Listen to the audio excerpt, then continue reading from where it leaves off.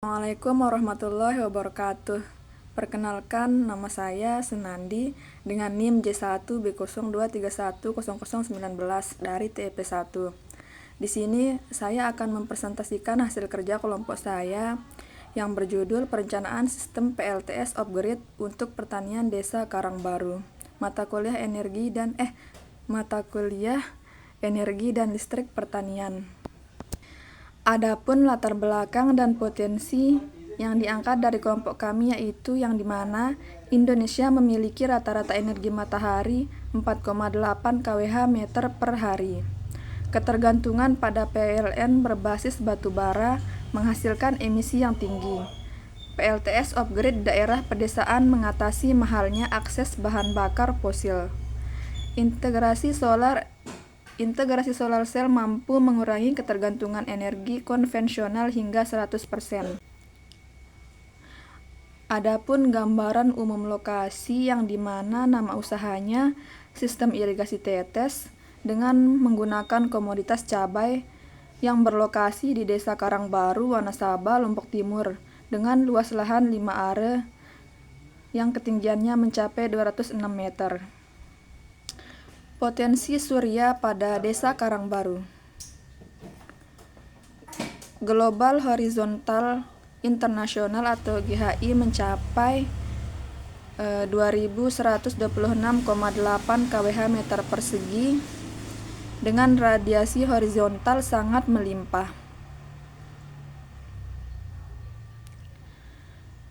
Specific yield dengan nilai 1727,5 kWh per KWP per tahun. Efisiensi produksi energi tinggi.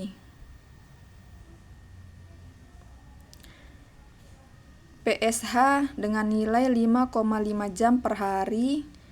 Dasar perhitungan pengisian baterai.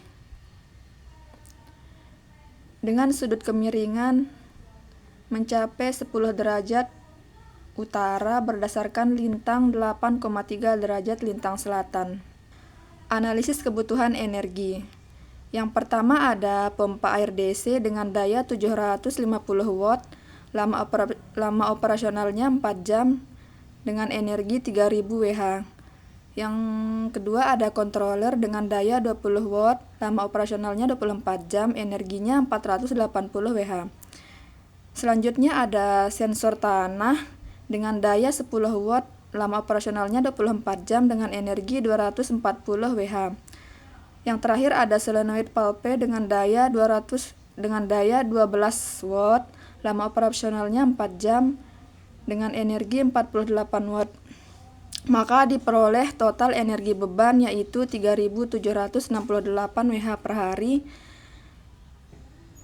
Kemudian energi desain 15% loss mencapai 4.433 Wh per hari jika diubah menjadi kWh sebanyak 4,43 kWh per hari. Diagram blok sistem energi. Sumber daya. Panel surya menangkap foto dan menghasilkan arus DC. Selanjutnya penyimpanan, ada SCC mengatur pengisian daya ke baterai bank secara efisien. Selanjutnya dikonversi, interper mengubah DC ke AC 220 volt untuk beban pompa dan controller.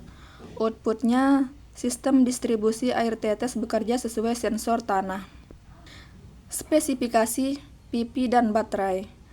Yang pertama ada panel surya yang dimana memakai AMSO monocrystalline 450 WP dengan jumlah 3 unit total 1350 WP dengan kapasitas desain 1054 WP minimum. Yang kedua ada baterai bank dengan jenis lithium ion phosphate LiFePO 4. Tegangan sistemnya 24 volt dengan kapasitas 200 Ah, 8 unit sel 3,2 volt. DOD-nya mencapai 80% untuk umur panjang. Controller dan konversi daya. SCC MPPT 60A dengan merek Samoto MPPT mencapai efisiensi hingga 98% dalam pelacakan titik daya maksimum panel surya. Berikutnya ada inverter dengan 1500 watt tipe Pure-Sine Wave, menghasilkan gelombang sinus murni untuk menjaga keawetan kumparan motor pompa air. Pemilihan tegangan sistem 24 volt dilakukan untuk menekan rugi-rugi arus tinggi pada kabel distribusi utama. Selanjutnya ada sistem keamanan, yang dimana komponen pertamanya ya ada MCBDC dengan spesifikasi 2 volt, 32 A per 50 A. Fungsi utamanya pemutusan jalur pipi ke SCC per baterai. Selanjutnya ada MCBAC dengan 1 port 10 A, pengamanan output AC ke beban. Berikutnya ada SPD dengan spesifikasi SPD-DC kelas 2 50 volt. Fungsi utamanya pengamanan induksi petir pada panel.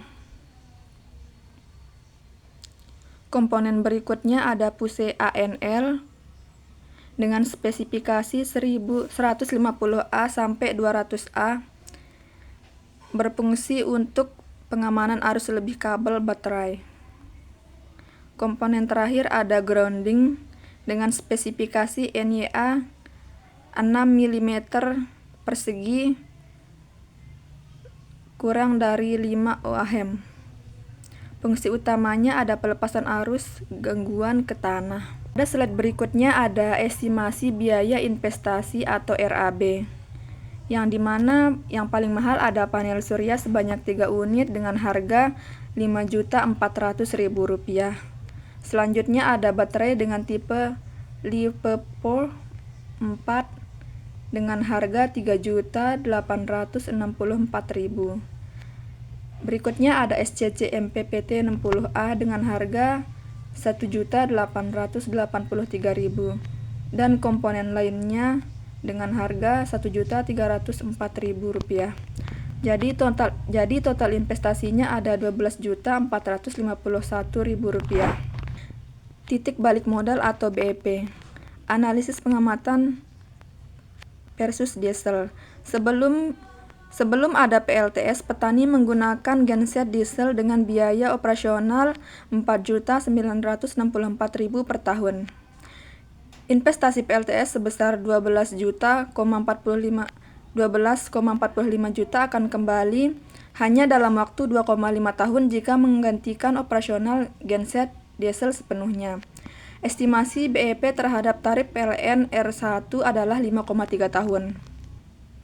Pada slide berikutnya ada kesimpulannya, yang dimana kesimpulan pertama yaitu kebutuhan energi harian tercukupi dengan desain 4.433 Wh per hari atau 4,43 kWh per hari.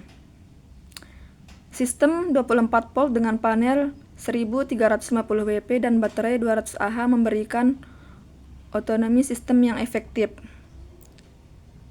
Ini mendukung pertanian berkelanjutan, SDGs, dan kemandirian energi pedesaan. Penggunaan Pure-Sine Wave Inverter sangat disarankan untuk menjaga keawetan pompa. Sekian presentasi dari saya, kurang lebihnya mohon maaf. Wassalamualaikum warahmatullahi wabarakatuh.